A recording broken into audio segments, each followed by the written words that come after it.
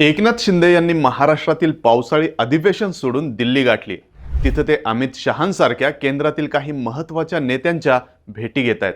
त्यामुळे एकनाथ शिंदेंच्या या दिल्ली वारीचं कारण नेमकं काय असा प्रश्न अनेकांना पडलाय। ठाकरे बंधू एकत्र आले तर सर्वात जास्त धोका एकनाथ शिंदेंच्या शिवसेनेला निर्माण होऊ शकतो। अशातच सध्या चालू असलेल्या मराठीच्या मुद्द्यात महायुतीत असलेल्या शिंदेंना ठामठोक भूमिका घेता येत नाही, ज्यामुळे एकनाथ शिंदेंचा पारंपरिक मराठी मतदार त्यांच्यापासून दुरावू शकतो। जी गोष्ट आगामी स्थानिक स्वराज्य संस्थांच्या निवडणुकीत त्यांना महाग पडू शकते।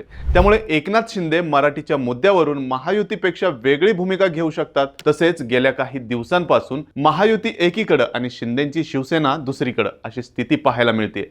मीरा भाईंदरमधील मराठी मोर्चाला शिंदेंच्या शिवसेनेचे मंत्री प्रताप सरनाईक यांनी एक प्रकारे पाठिंबा दिला। मोर्चात सहभागी होण्यासाठी तिथे दाखल सुद्धा झाले होते, जे महायुतीने घेतलेल्या भूमिकेच्या विरोधात असलेलं पाहायला मिळालं। त्यामुळे मराठीच्या मुद्द्यावरून एकनाथ शिंदेंनी महायुतीपेक्षा वेगळी भूमिका घेऊ नये यासाठी त्यांच्या पक्षातील नेत्यांना ईडीच्या नोटिसा आल्याचा संशय व्यक्त केला जातोय। काल शिंदेंच्या शिवसेनेचे मंत्री संजय शिरसाट यांनी त्यांना ईडीची नोटीस आल्याचा खुलासा केलाय। यावेळी त्यांनी श्रीकांत शिंदेंना सुद्धा ईडीची नोटीस आल्याचं सांगितलं होतं, पण नंतर त्यांनी श्रीकांत शिंदेंचं नाव चुकीने घेतल्याचं सांगितलं। पण यातून आता ईडीच्या टार्गेटवर शिंदेंची शिवसेना आली आहे का अशी शंका निर्माण झाली आहे आणि याच पार्श्वभूमीवर एकनाथ शिंदेंनी दिल्ली गाठल्याचं बोललं जात आहे।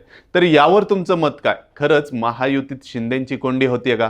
एकनाथ शिंदेंच्या दिल्ली वारीचं कारण काय असेल ते कमेंट करून नक्की सांगा आणि सोबतच ऑनलाईन नेताच्या पेजला फॉलो करा आणि आपल्या यूट्यूब चॅनलला सबस्क्राईब करायला विसरू नका।